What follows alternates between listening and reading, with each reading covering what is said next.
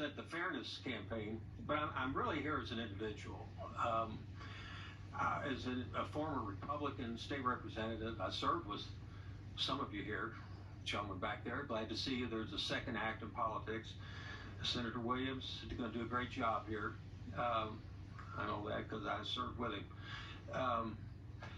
It's just distressing to me to see the amount of legislation, not just this bill, this pronoun bill, but bills in the House, House Bill 30, 58, 120, bathroom bills, conscience clause, so people don't have to treat transgender kids if they don't want to, can discriminate against them, what kind of treatment they can have or can't have.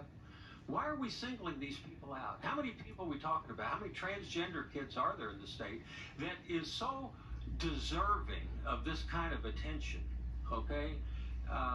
That's pure discrimination. That's all this is. I would think the legislature has so much more to do in education than to have a pronoun law. I mean, I'm just reading this. Pronouns that do not conform to a student's biological sex as indicated on the student's original unedited birth certificate. Why is that any business of the General Assembly? Why don't let the schools handle this? Why not let the families handle this? But the General Assembly has to handle it. Haven't these kids had enough challenges?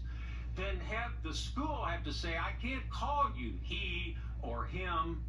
You're going to have to be her or she, because the state government said so. I think it's wrong. There's either right or wrong, and this is wrong. And you know what? It's not just discrimination. It's not just immoral, in my opinion, but it's not going to work, okay? You're not going to take people who, for some reason, you don't approve of what's happened to them as if they had any choice over that. You don't approve of them or some of their lifestyle. What's next? You're going to tell them how they can dress when they come to school, what subjects they can take. What's next after all these other bills? It's just flat wrong, and it's not going to work. You're not going to drive transgender kids or gay people in general back into the closet, back into the shadows. Thank God they've come out from that, okay? And they deserve to live as freedom-loving Kentuckians like you and me, and not have to worry and hire people like me to come up here and try to talk you out of passing a pronoun bill.